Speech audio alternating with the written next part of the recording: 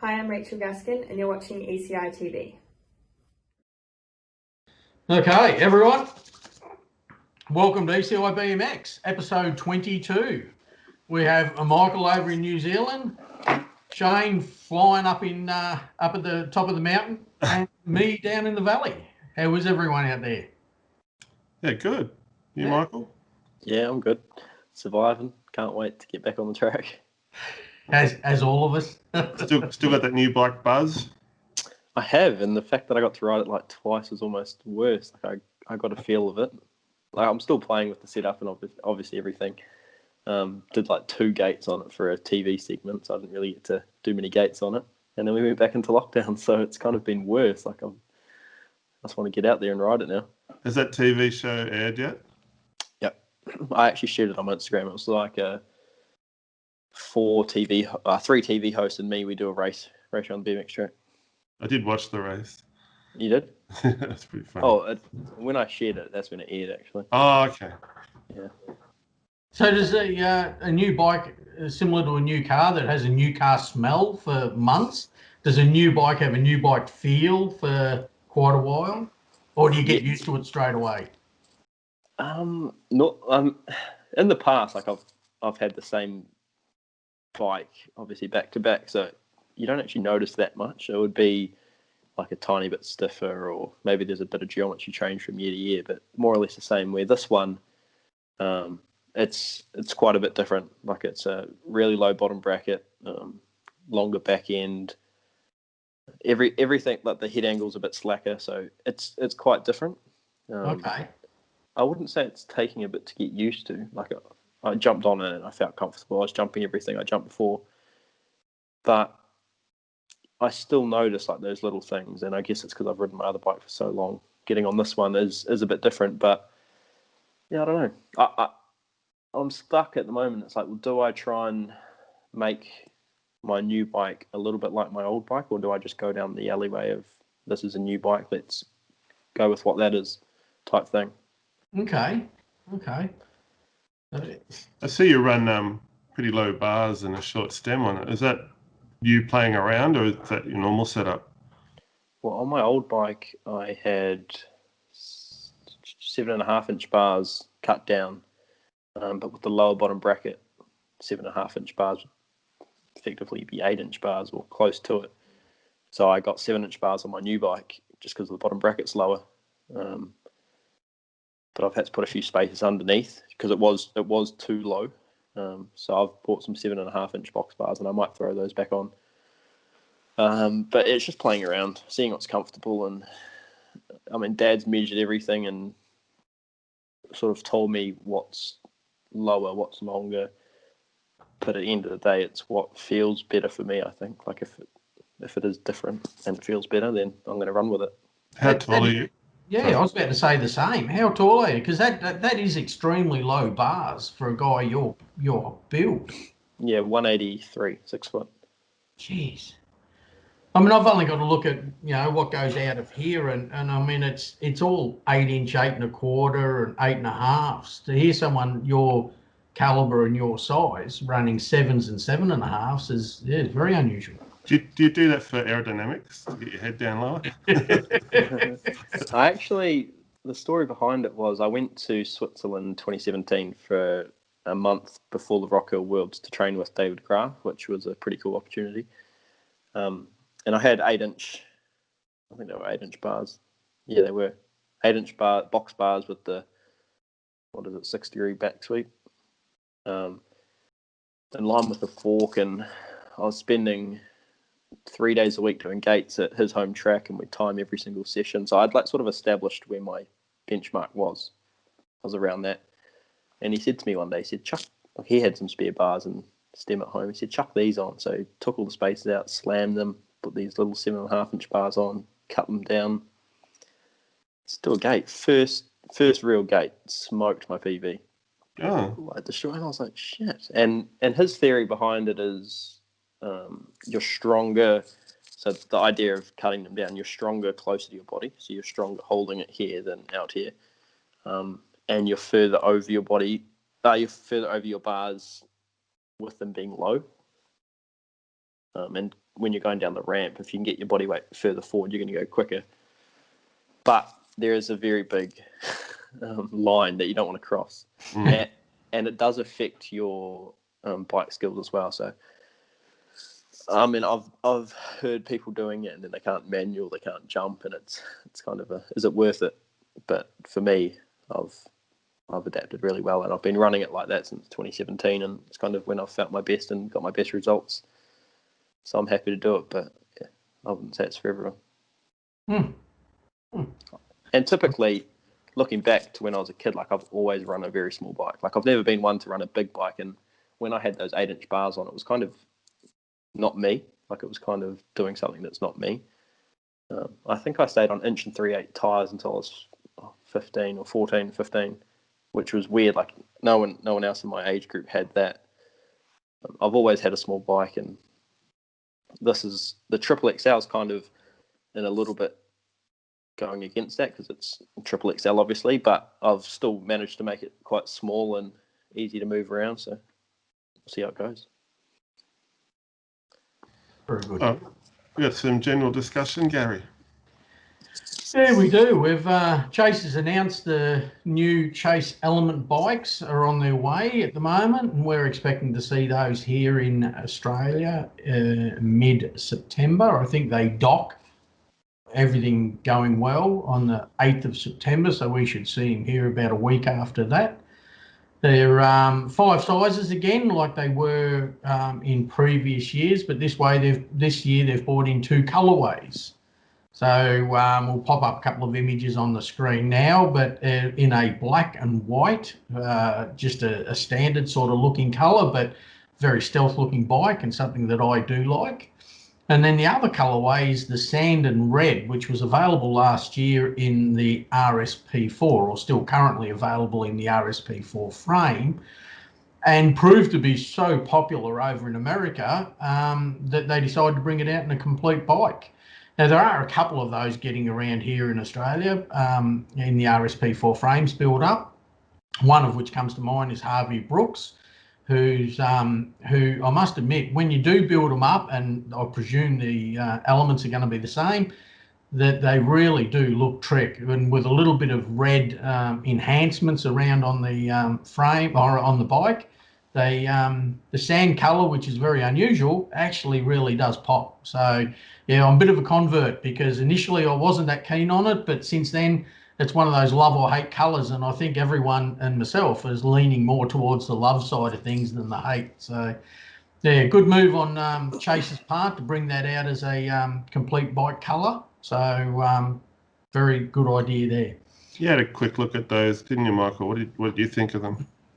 Yeah, I think the sand colour's a bit of a freshen up for Chase. Like they've had the black, the white, the chrome for a few years, so I think the sand's a pretty cool colour. I actually really like it. Yeah, you don't see many bikes with that type of colour, so it's nice. They're loaded full of goodies. Answer Dagger forks. They got the brakes and 31.8 stem and bars, sun rims, Tioga Fastr tires, and hydraulic disc brakes. So it's sort of a high-end bike straight off the shelf. You wouldn't have to do much to customise them, would you, Gary? No, not at all. And when you consider that, retailing around that $2,000 mark straight out of the box, they're a very competitive bike. That you try and build something similar to that up as aftermarket parts, and you'd be nudging $4,000. So yeah, it's really, really good value. They've got some great components on them.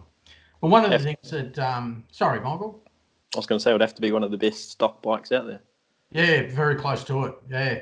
One of the things they've done the last couple of years, and they've got again for the 2021 range, is the Expert size is actually a little bit of a hybrid bike. It's gone to the tapered steerer tube and the press fit BB and the enclosed rear dropouts, but it still retains the 20 by 1 3/8 wheels. So where a lot of people sort of jump up to that sort of size bike or the Expert XL type bike, and you go to the 1.5 wheels, which adds a fair bit of weight to a bike, this one still runs 1 3/8. So it's an ideal sort of stepping stone. A lot of people want to go up to a bigger bike, so because at that age, your kids grow pretty quick, but they don't really want to jump up to the 1.5, 1.4, 1.6 tires and wheels and everything. So this gives you the opportunity, because of the disc brake. There's no concern with the brake mounts. So it gives you the opportunity to jump up to that sort of stepping stone, still retaining the 1 3/8 wheels, yet, you know, in 12 months or 2 years' time, you can then just buy a set of 1.5 wheels and put them straight on, and that bike will then do you for quite a, you know, you get a lot of longevity out of it. So it's a good little hybrid sort of bike. Does that mean it comes with a tapered steerer fork as well? So it's a slightly bigger fork than what you would see on an Expert in most cases? Look, I presume so. I haven't looked at that. It's got, I know that in previous years, like the 2020 models, even though they had a tapered steerer, Answer Daggers didn't have the tapered steerer on the actual fork, whereas Answer now have developed the tapered steered carbon fork. So I would presume that these bikes, and look, honestly, I should have checked that, would have the tapered steerer fork. So let me look into that, and I'll get back to you before the day's out. And we've got a link for the elements for 2021 if you want to have a look at that. It's in the description, so you can have a closer look as well. In other new product news, Speedline have released some sneak peek photos via 15 of their new Carbon Pro stem. So it's a 31.8 clamping area, so it's the bigger, stiffer handlebar that Boxer are famous for, but Supercross have also released a carbon bar, so you can have a carbon bar and stem setup. And apparently it's the first BMX specific carbon stem on the market. They're going to have a 54mm stem, but I think there's also plans for a 45, something for the smaller guys. And the 54 weighs 170 grams, which is pretty lightweight for a stem. Would you run a carbon stem, Michael? Yeah, I think I would, a carbon stem. I'd probably second guess carbon bars. I think carbon stem I would. How big do you say the one they've released is? 54mm. Okay. Yeah, I don't know. It's a bit longer than what you'd run. I guess you wait and see how it goes with the test dummies and then give it a go. That's one area you would have to end up using some carbon paste. Yeah. Yeah. Definitely. I mean, I know everyone uses carbon paste on, you know, carbon seat posts and things like that, but geez, on a stem bar combo, geez, you'd have to be compulsory. They'd almost have to sell some carbon paste with their stems, I would think. But yeah, you definitely have to run that. What about you, Gary? You've got a lot of experience with stems. You must have been selling stems for miles over the past 20 or so years. What do you reckon the biggest advantage would be of the carbon over alloy?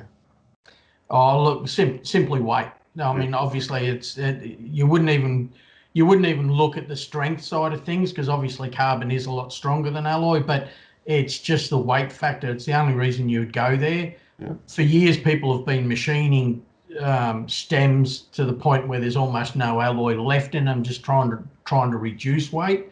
And I suppose carbon is just the most common next step. With that in mind, they've picked a good size, 54.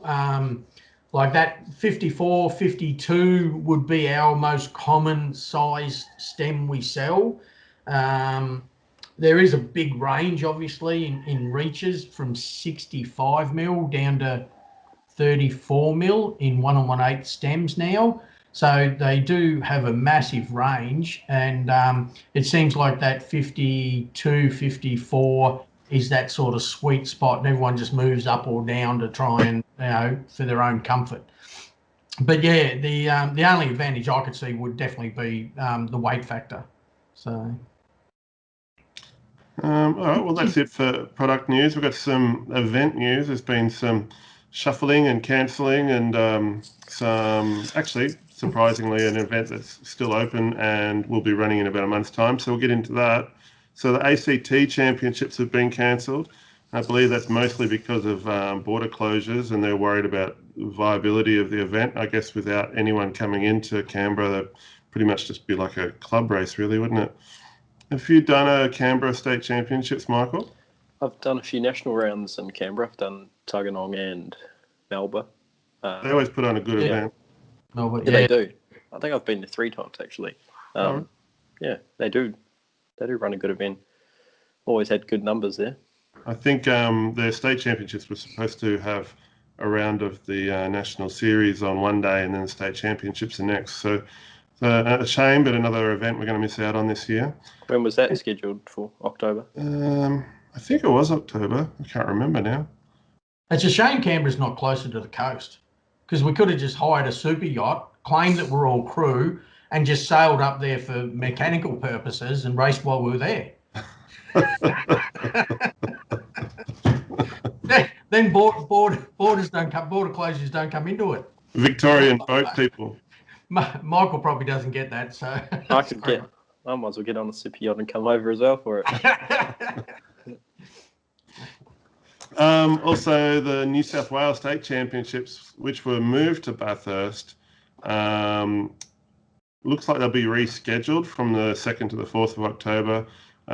There's been no dates announced, but BMX New South Wales are investigating the opportunity to deliver the event before the end of the year. So good luck to BMX New South Wales. Hopefully they can still run their event, but the window is getting smaller and smaller, really, isn't it? Oh, yeah, definitely. Geez, I'd love to get back to Bathurst just to see what it's like in calm conditions. I've only been there once and got blown off the hill, but look, it's worth going there just to do a lap of the Bathurst car track. So Mount Panorama. Mount Panorama, yeah. I don't think there's a such thing as Bathurst in calm conditions. No. How many times have you been there, Michael? Twice. Both was times. it calm at all? First time we had to race the amateur track because of weather. And we raced the pro section one day, to be fair, but it was a bit gusty. And then obviously this time, nothing but calm. Was that the Oceanas a couple of years back? 2017, I want to say. Yep.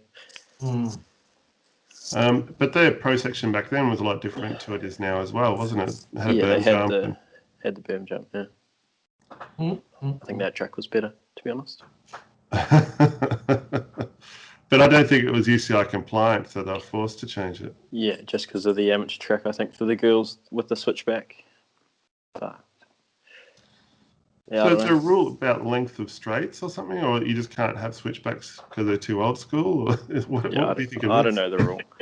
I think they're even trying to phase out berm jumps altogether. Right. Yeah. I'm not sure why. I've never been a fan for the amateur side of things. Like the amateur track gets sacrificed for the berm jump. The corner, normally the second corner, it's never a good corner with a berm jump. Like it's always single file. It's too long, not tight enough for any overtaking to happen. It has to be a real sweeping corner, wouldn't it? So that you guys can line up the berm better. Yeah, and then the third straight sacrificed as well because of it. So I've never been a fan of berm jumps, to be honest, but yeah. Does Tokyo have a berm jump? I can't remember. No. So Tokyo's must be one of the first supercross tracks to have like a 1 second straight. So the men and the women run 1 second straight, which I found worked really well. Like you come out of the first turn, and especially for the girls, like they didn't have to worry about getting pushed out onto the men's pro straight, which I think sucks when that happens. You come out of the corner, and 1 second straight, go to the second corner, and into the third straight, then it splits off. I think that was cool. So is it the only split pro straight, the third one? Yep. I think hopefully that's the way forward. So how's that in the wind? Because you spent a couple of days there, didn't you? Yeah, it was super windy the first day, and they had made the third pro straight quite big. Like it was quite big, and being a new track, it was a bit damp as well. A lot of people were struggling with it. But, I mean, once we'd ridden the track a few times, and I think on the last day or so, we were there for a week and we rode 5 or 6 times. And on the last day, it was super windy and it was raining and everyone was doing it. So all right. it was all good.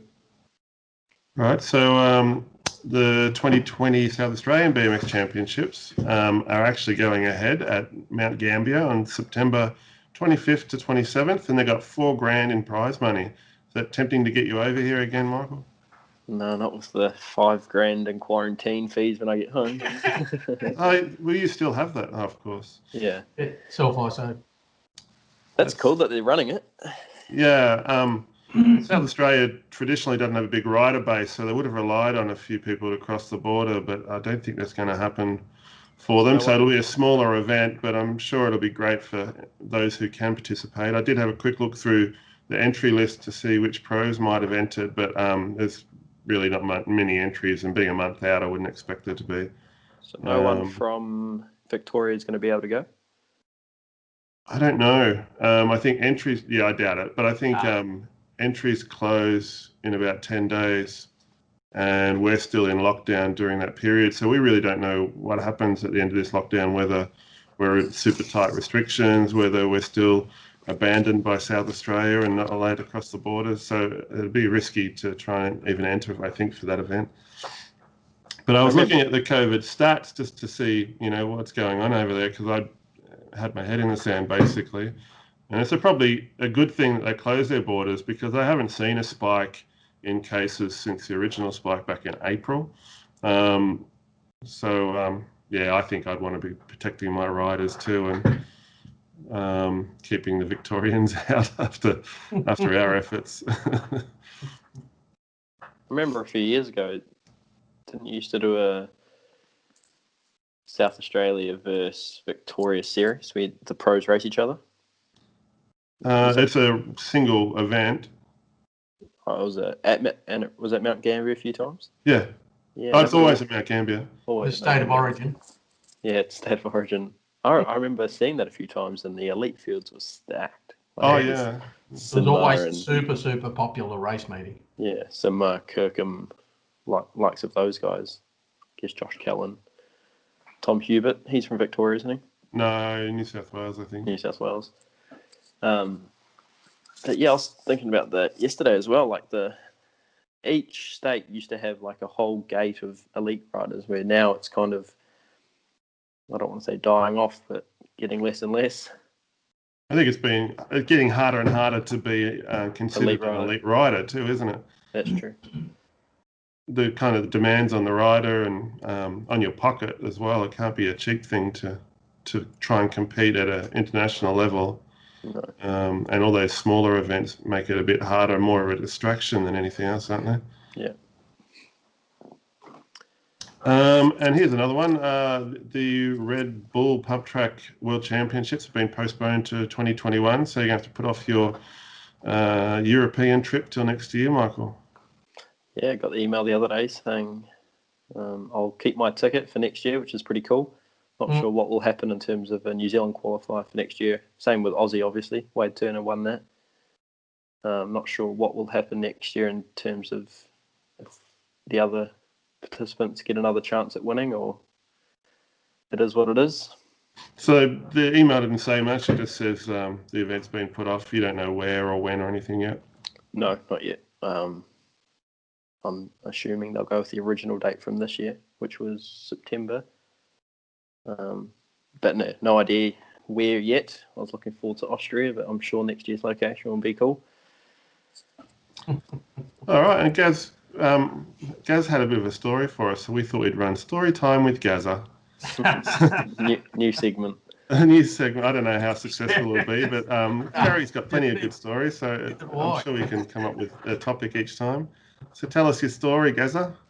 I was only because in the warm up to the show here, we were scouring Facebook a little bit, and I came across a post just put up by Lilydale BMX Club showing a photo of the Lilydale track under lights, and I was just talking to the boys about the fact that the history or the origin of the lights at the Lilydale BMX track, and many years ago when I was president there, and I think my wife was treasurer.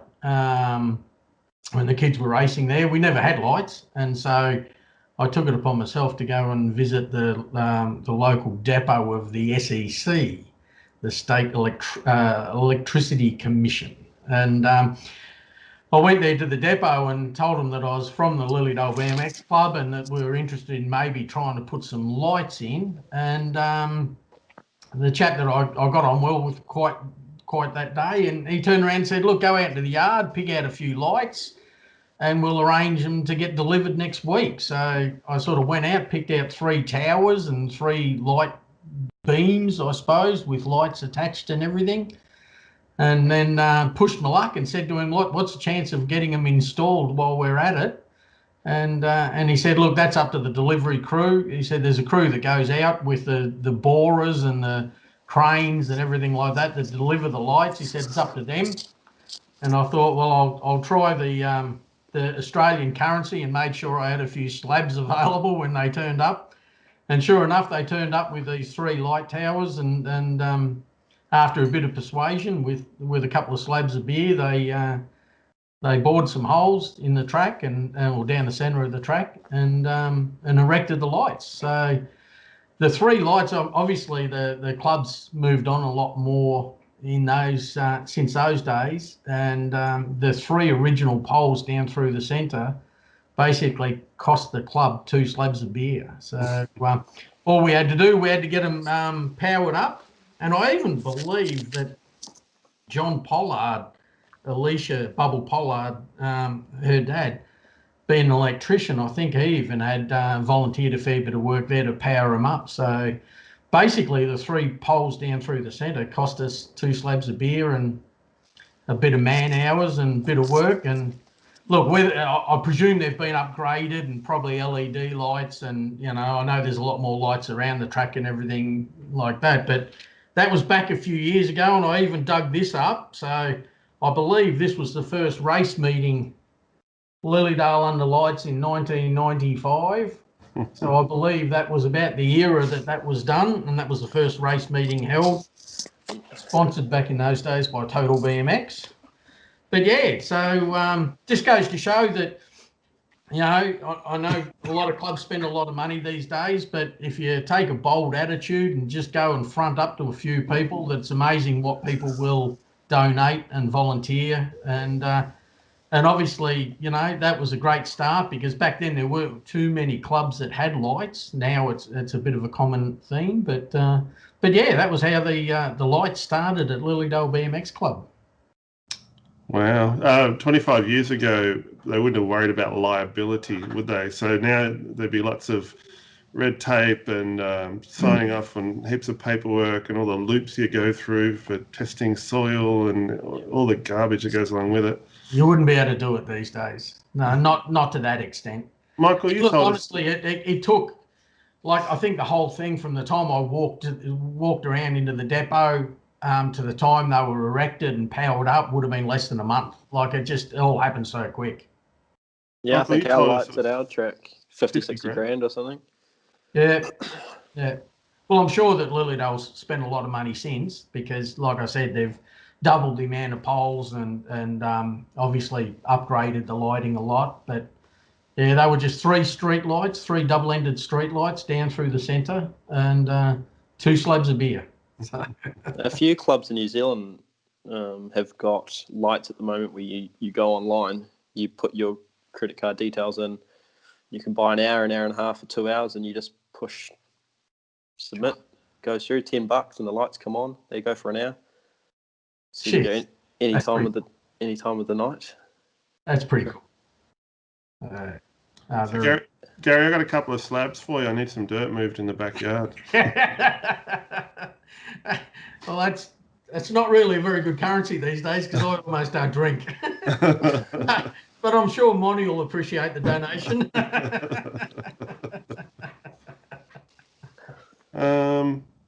So we didn't have enough entries for the Answer BMX Show Us Your Bike this week, so we'll be shifting that to next week. I believe Michael's going to submit photos of his for us. Yeah, might try to get some more Kiwis on board. Yeah, we need to do a big shout out to those Kiwis. They don't listen to me. It's because they don't understand you. You need Michael to give him a shout out. Translate. They know what he's saying. Yeah, I'll try to get some more Kiwis on board. Yeah. So to submit your bike to the Show Us Your Answer BMX Show Us Your Bike competition, just go to ecitv.com.au/bike. And for anybody who has had trouble using that form, because I know that some people have issues resizing their images, just email ecitv@bmxultra.com. Simple. So now the bias opinion. So we always come up with a different topic to talk to you about, Michael. I come up with injuries, but I'm sure we'll get a bit tangential as we always do and talk about everything else. So what's the worst injury you've had from BMX racing? The worst one. I've been lucky enough not to have any super serious ones, touch wood. I have had a lot of crashes, a lot of injuries. But I think in Cairns 2016, I hit the deck pretty hard and ended up breaking 3 bones in my shoulder and like a huge hematoma on my hip, which was the week before Nationals in Oceanias in New Zealand. And that was quite serious, and still to this day I can't feel my hip. Like all the nerves are gone in my hip, and I've had still ongoing problems with my shoulder. But that was probably the worst one. But a huge thing in BMX is the mental side of injuries. Like you crash, it hurts, you recover, but then it's going back out and giving it 100% again. And I think that year I actually suffered quite badly. Like I ended up racing the next week at Oceanias and crashed again. I got taken out in the first corner and... Well, hang on. You said you broke your collarbone. You raced the next week. I broke 3 bones in my shoulder. So I broke the AC joint. I have ribs right underneath in my scapula, my shoulder blade. And you raced the following week. Yeah, it was Oceanias and Nationals, and I didn't actually get a scan. But I remember getting home from Cairns and like I couldn't walk, I couldn't drive because I was manual. Well, I did drive, but I couldn't. So I was driving and then changing with my right hand. And I was walking to my physio, and I rang my mum just saying, "Oh, can you pull my entries out for this weekend?" She said, "Okay." Went to physio, walked out saying, "Don't cancel it. I'm racing." And for every day, so that was Monday, and I was going to the hydrotherapy pool maybe once or twice a day, physio, sports doctor, every single day. And by that weekend, I could walk. I couldn't really move my shoulder too much. I wasn't snapping. I was rolling out the gate and then riding. I didn't practice all week for the racing. I just drugged up on race day, and I actually don't even think I took many painkillers, and strapped it and then raced. And I was coming third in the national final and got taken out and put a big hole in my hand, actually.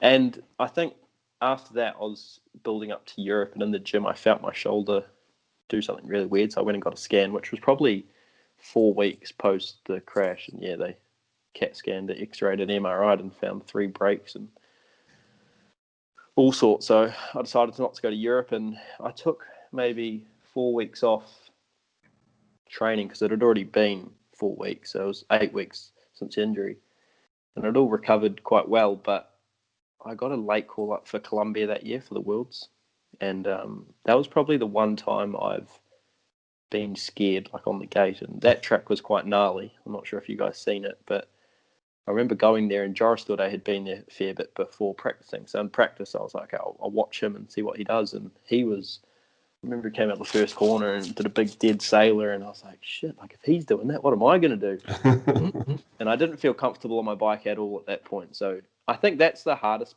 part about injuries, is getting back into it. And I think you've got to avoid as much time off the bike as you can and just get straight back into it. So I always tell kids when they crash, get back up and do a few more laps before you go home.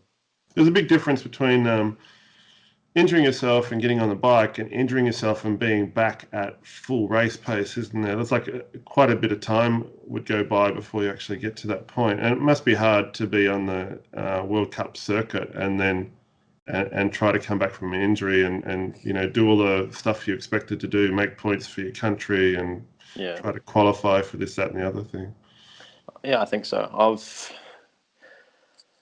I've had a fair few races where I've had to race injured, and it's so much harder. Like, you're worrying about your injury other than the 100 other things you're meant to be worrying about, like getting a good gate or hitting elbows in the first turn. So I think looking back, I think it's better off going into the race scene 100% than going at 80%, because you're going to probably come off with more problems doubting yourself because you didn't race as good as you know you could, and all sorts. So I think if you can, make sure you're 100% post-injury before you go back into racing. Because I remember coming home from Colombia, and I actually did all right, but I didn't feel like myself, and I was like, man, is that the new me? Because that's what you think. It's like, well, that's what I felt like. Is that the new me? And it did probably put a lot of doubt in my head, and it took a long while to overcome that doubt. I ended up racing really good, and I got into the 8th final, which was very good for me at that time. But yeah, mentally, it probably took a big hit. But you, Gary, did you get many injuries when you were racing back in the day? No, I didn't actually. But then again, I didn't go as fast as the other guys. The track side is gnarly either. No, it's I think the key is training and getting your body fit. I mean, back then, I was quite fit. I was doing a lot of coaching, a lot of training. I did a lot of running. I used to run, minimum of 10K every day, and used to ride, 42 kilometres to work on a road bike, on a push bike. And so back then I was relatively fit. So any falls I did have, I sort of recovered pretty well. But and I think that's the key to it. And obviously in Michael's situation, and in more of the elite situation, that's what does save a lot of these riders. So yeah, I was pretty fortunate. What about yourself? You've ridden a lot more than me, Shane. I've had a lot of accidents. I mean, a lot of crashes, but haven't broken any bones. Lots of soft tissue damage. Never broken a bone. Never broken a bone in like 38 years of racing. Shit. Just don't go hard enough. Well, I think it might be my Dutch heritage. Like mum's Dutch, and I got big bones. But I've done some serious soft tissue damage and had to have casts on for my heel and my ankle, and I've got arthritis in my feet from like massively stubbing my toe in a crash, and back issues. And I think that's not only from crashing, but just from doing gate starts over and over again for decades, But I was always the kind of guy that if I thought I had a broken wrist, for example, which I crashed twice at one race meeting and landed on my wrist both times, and I thought for sure I've broken it. I didn't want to know that it was broken, so I wouldn't get it x-rayed. Yeah. So potentially I do have broken bones that haven't healed properly because I was just wanting to ride my bike, and I was always one of those guys where if the doctor said, it's going to take you 6 weeks to recover, I'd give myself 3, maybe 2. Never listened to the doctors, and I wish I had, because I'm feeling it now. It's I'm a bit beat up, but I probably would take your advice, Michael, and wait till I was 100% now, knowing what I know.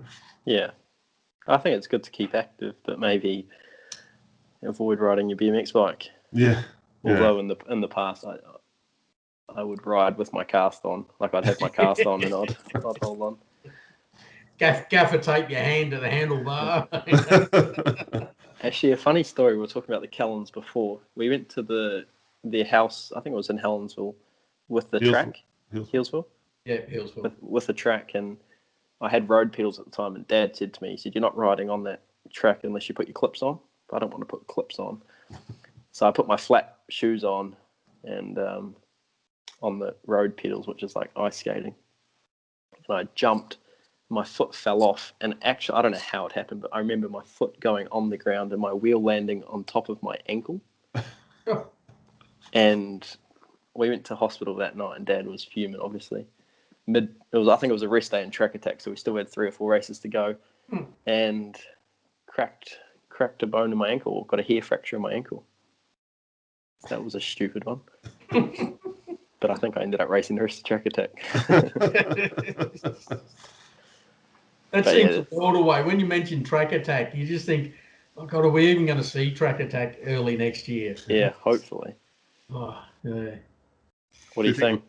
Do you think you'll come over for it, Michael? Probably not. Who knows? That's even if it goes ahead. Yeah. That's the thing. Who knows what's going to happen next year with the Olympics and World Cups and anything? So yeah, There'll be no international flights or anything like that for another 6 months, I reckon. So, yeah, well, BMX doesn't have the money to sort of do what F1 and MotoGP are doing. yeah. So getting back to injuries, what's the most common injury that you see at a Supercross level? Supercross, I'd have to say shoulders, collarbones, or wrists. Collarbones are so common in corners. Like if you fall off in a corner, normally you think you're okay, but if you fall wrongly, it's just that impact on your shoulder that will just snap your collarbone. So I'd say collarbones or wrists. Unfortunately, concussions are quite high at the speed we're going. Yeah. That's the one injury I want to avoid. Have you had many concussions? I had one. I got knocked out in Sweden in 2015, and then I got concussed in Papendal. Can't remember what year that was. The concussion's kicking in.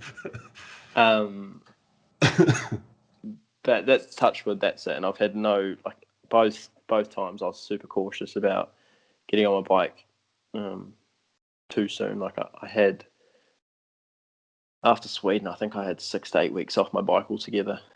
And in Papendal, I probably didn't have as much time as I should have immediately because I wanted to race the race, but I didn't end up racing just because it was I was still injured, so I didn't ride. But yeah, that's one thing I will recommend people taking the right amount of time off, like not 2 weeks, not 3 weeks, probably 5, 6 weeks. Letting your brain heal. Concussions were almost ignored here until I think last year, where they made a new ruling, which is good. It was a bit late, but they're starting to protect the rider more, which is good. Yeah, I think we've had the same. Yeah, we've had a few riders knocked out or concussed at a BMX New Zealand race meeting, whether it's a club meet or whatever, and I think they've been stood down until they've got a doctor's certificate saying they can ride again, which is good. We need to realise, I think as kids it's hard, but we need to realise that there's always going to be another race. And yeah, brains are just, there's you only got one of them. They've got to be with you for the rest of your life, don't they, Gary? Certainly do. It's pretty scary seeing what's happened to Kai, obviously. Yeah, definitely. A big hit, but that was just one. Like, and Kai didn't have many concussions in his career, so it's just one hit with a super safe motocross helmet. We've got to be careful about our heads. Yeah, for sure. It does seem like the head and neck injuries have reduced, even though everyone's going a lot faster, probably because of the quality of helmets that are available now and neck braces. So it does seem like there's a lot less neck injuries and a lot less head injuries these days, even though everyone is going a lot quicker. Neck braces went like a huge spike after the Adelaide Worlds in 2009. I think there was a couple of Argentina guys who wore neck braces, and they had some gnarly crashes on that track where they basically landed straight on their head. Yeah. And they just got up and walked off, and everyone's like, wow, the neck brace. So everyone ended up getting a neck brace after that, but there's not many people who still ride in them. Do you race in one? I did for a few years after that, an Alpine style one, but I got to the point where like it was so, I need to be comfortable to ride good, and like I always struggled with pads and everything. And I was constantly adjusting the straps and getting it right, and a few times I'd be on the gate and a strap would fall off, and I kind of found that I was more uncomfortable and I was more likely to crash if I was uncomfortable than if I was comfortable. So I decided not to, much to my mum's disagreement. But it's one of those things that you never want to happen, and you don't even want to think about it. But I'd rather ride comfortable, and if it was to happen, then so be it type thing. Like we race BMX, we're kind of putting ourselves at risk of injury every time we race and train. So yeah, I trust my skills and ability to keep the rubber side down most of the time, but it's when it comes to racing and it's someone else's fault, it's scary. But I guess we're daredevils. What protective gear do you wear under your race gear? So I wear like a big Liat protection suit. So it's got big chest pad, big back pad, shoulders, elbows, everything integrated. I bought it because it was the chest pad and the back pad you could take them out interchangeable. So initially I was going to take them out straight away, and I was like, I might as well try it with it. And I put it on, and you honestly can't feel it. It's awesome, and I actually I've ridden in it since 2018 in September, and I haven't crashed with it, which is crazy. Touch wood, but you can tell that it's gonna help. So I feel so much safer with it, and I don't train with it, but I'll definitely race with it. Every time I race, I wouldn't be able to race without it. But I've heard Sylvan Andre and stuff, they put pads on just for the semis and the finals. They'll race the whole day without them, and put them on just for the semis. So what about knees and hips? What do you use anything to protect those? I have used knees a lot of my life because I broke my kneecap in 2016. But no, the ones I had were too restricting, and they were actually cutting off the blood to my legs. They were G-form, and I've been meaning to. Like I always see people wearing knee pads. Like I think Jai Homch has these, I forgot the brand now, knee pads, and they look super comfortable. So I should get some. I think knees are important. Hips are hard. How do you pad your hips? Don't the race pants come with hip pads? I always pulled them out myself. They don't do anything. Troy Lee have those padded shorts. Yeah, they do. But it's more your quad. Like that's from stopping like almost a dead leg. Like in BMX, we will graze our hips like almost above our pant line. Yeah. And that's a tough one to sort of pad where I'd rather a graze here and there than a broken bone, so I'm not afraid of a graze. The grazers are going to be pretty crazy though on supercross tracks, aren't they? Yeah, I guess so. I was just talking yesterday about Aigle in Switzerland. They've just tar sealed the whole track, bitumen. Oh, that's right. So that'd be pretty gnarly to come off on, and the 6 surface wouldn't be nice to come off on either. I was going to say the 6 surface would probably be worse. It's like very coarse sandpaper everywhere. Yeah, it is. Yeah, I've seen a few people's jerseys after coming off on 6 surface, and it just rips. It's sick, bro. What do you think, Gary, about tar sealing, bitumening the whole track? I like the idea of it. Yeah, I think it's good. Yeah, look, probably more as a maintenance side of things than anything. Like you get that advantage of the grip without the coarseness of the 6 surface, but then you've got your maintenance reduced so much. Like, manpower's a BMX track's a hard thing to maintain, and working bees and everything. And if you can get it like that, where everyone doesn't have to spend every second weekend down there trying to maintain the surface, it probably makes for a more enjoyable atmosphere and more people will get involved. But the surface itself, I think, is quite good. I mean, the thing it hates more than anything is water. So water and asphalt really just don't mix. So down in Victoria, it's probably not a great idea, but I think it's a good surface. I think it's a great idea. The less maintenance you got to do at a track, the better. Yeah, for sure. I think the speeds you'll get on tar seal is probably too high. Like the rolling resistance compared to limestone or something is ridiculous. Yeah. Like when you build a track in 6 surface, you've got to almost, like, you ride it with the crushed gravel, and you've almost got to account for probably a metre and a half on each jump, because it's going to be that much quicker with the 6 surface. And I'd say tar seal's even a bit quicker than 6 surface. Yeah. Riding tracks with 6 surface, I've noticed it must be in the preparation or something. They tend to roll off the lips a lot on some of the jumps, and I don't know if that's because at a higher speed you'd end up getting kicked too far, or if it's just the equipment that they use and they just take the lip off. But if you were to, hey, you should come to our track. Why's that, Lippy? They haven't. Yeah. But the ones I've ridden here, there's no free air. You have to really work it to get any air off some of the jumps. Which, if you're going to seal it, you'd think you'd get the lips right first. So there's that side of it as well. You should come to our track again. You think you think you'll seal it before it's right? No, I think that's the downside about 6 surface, and obviously if you're going to tar seal the track is track changes. Like, Yeah. no one wants to ride the same track for 10 years. So changing it's going to be a nightmare. And then, I don't know. Six surfaces, it's awesome for riding it, all weather, especially in New Zealand. I'm sure you guys are the same in Victoria during winter. Like the limestone's not great to ride on in the wet. But then again, like if you want to change a track, it's not easy. It's expensive and it's...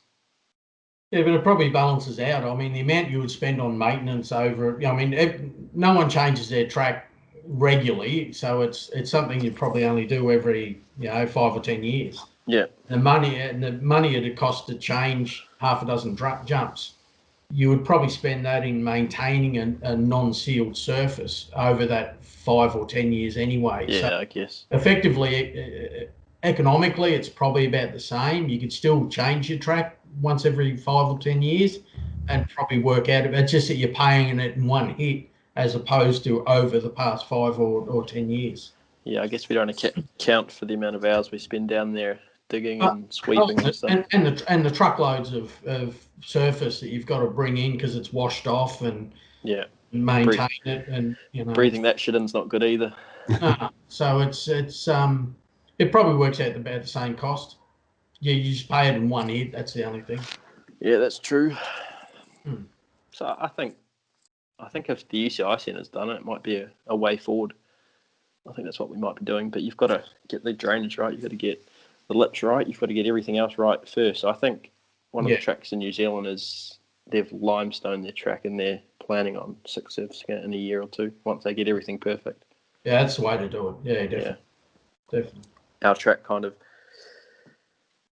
just threw the six surface on straight away. It's horrible. We'll have to get Max onto it. Remember that? Max isn't that what he's doing now? Doing tracks, track surfaces and stuff. Doing Max tracks. It's part of he's working for a mob that are doing that. I think that was part of the interview that we had with Max. Yeah, I think they're called Dig Solutions, and they've got a track.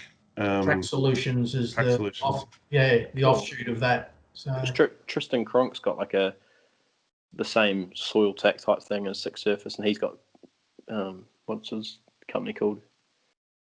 BMX Australia Tracks or something like that. BMX Tracks. But if you remember that Korea track that they ran a few years ago, concrete. Our track would give that a run for its money. Shapes. Right. Yeah. It looked like they got a game designer to design this track in Korea, Gary. Serious? Yeah. I want to find the video because in the final, I think Joey Bradford just rides the last six pack like a motocross whips. I'll find the video. All right, I reckon that's about all we got for the show today. Sweet. Yeah, that's about it. It's probably only one other little thing is that we've got during the week you had another Sean and Shane shit show or something. Shoot the shit show. So if people haven't seen that, look for that on Sean Collins's or Dozer's Instagram or wherever it's posted because quite entertaining. I think we just got it up on Facebook at the moment. Or on the YouTube channel. I stuck the first episode on BMX Ultra's YouTube channel, so I'll put the second one up there eventually. It's not as formal as ECITV. It's just I'm just doing it for the heck of it. So I'm not committing to anything with it. The other thing is we've got I've done a quick video clip on chain rings and chain ring bolts that'll go up during the week, just to explain the sizing and a few little bits and pieces like that. So once Shane does the editing, we'll post that on either ECI BMX or ECI TV or both. And so keep an eye out for that. Check out my bike check on on the Instagram. Yeah. See, we've got so many things going on. Hard to keep up with it all. I think I'll do some digging today, so I'm not sure when I'll get to that edit of your chain rings and chain ring bolts edit. So maybe tomorrow. Yeah. While the sun's out, you got to dig. Yeah.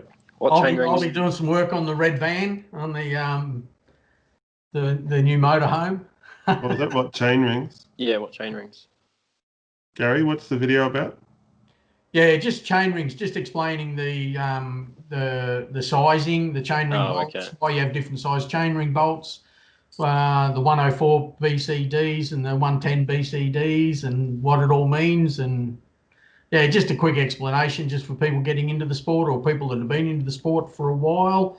Do you sell a certain brand of chain ring? We do quite a few. Probably the one of the most popular we do is the Rannon chain rings. Yeah. Do you sell many decimal ones or not? Yeah, we do a few. I've got a Do you believe in them? I've got a killer one here. He got a 52.9, which is the biggest they make, and he's pretty proud of it. Far out. It's bigger than your head, Gary. That's saying something. A 52.9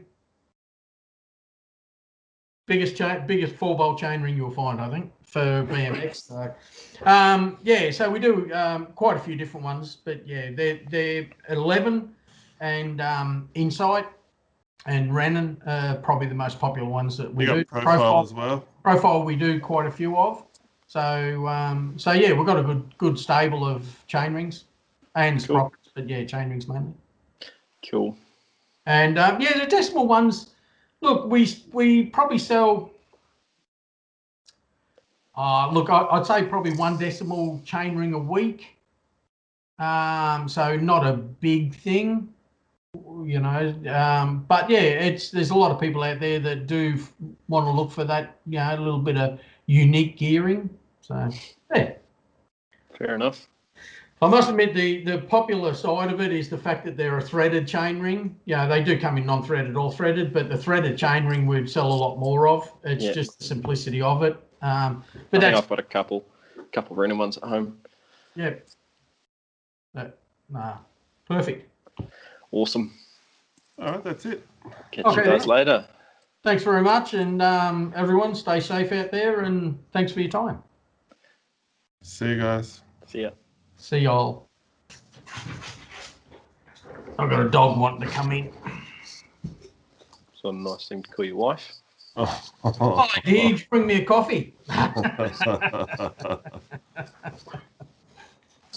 She has to scratch at the door to get out normally, doesn't she?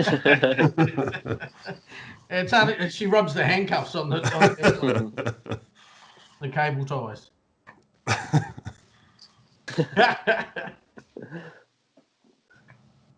Should we get started? Oh, that won't even fit. I thought I might be able to put it on when I was talking about it, but that won't even fit the head. Obviously, it wasn't mine. Look at that, it's even got Total BMX on the back.